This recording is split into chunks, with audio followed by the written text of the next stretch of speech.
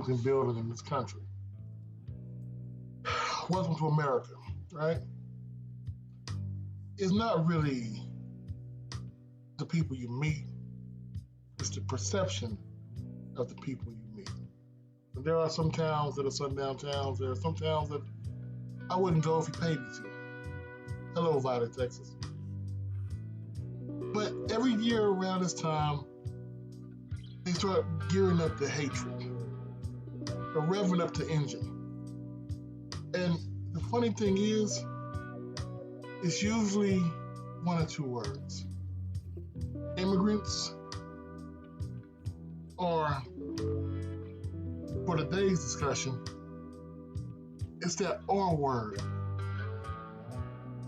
That hard R word. I'm not saying racism. The hard R word I'm thinking about, we all know. We hear every 4 years. The hard R word I'm hearing about, my friends, reparations. Let's bring up the fact that slavery was so far ago.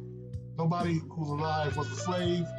Parents were slaves or owned slaves. So let's forget about it. There were slaves all over the world. Let's forget about it.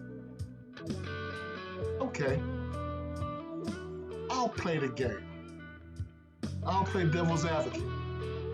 Let's not go back to slavery.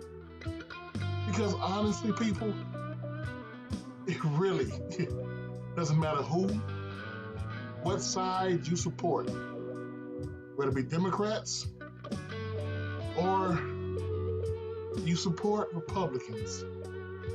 It really does not matter who you support. They all lie. Oh, they lie their ass. They do so good. Every 4 years, you gotta wonder, is it on purpose? Yes, it is.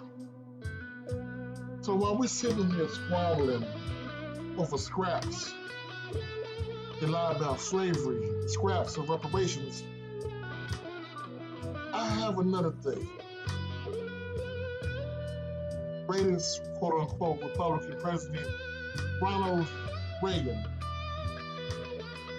I have a kind of partial to Abraham Lincoln myself, but let's play with Ronald Reagan. Signed a reparations bill for the Japanese Americans. There are still people alive who got that check, who felt esteemed being put into quote-unquote internment camps or internment camps. There's also another one that needs to be brought back up. You don't want to go to slavery? Okay, we won't. Let's go to redlining. Redlining ensured the greatest transfer of wealth or the greatest restriction of wealth in American history. Let's trickle down to the education system, which I've pointed out before on this channel, did videos about before, about how every HBCU is redlined. So you couldn't buy property around the higher education system that they said you had to go to because they wouldn't let you into the regular schools. And what did that do, people?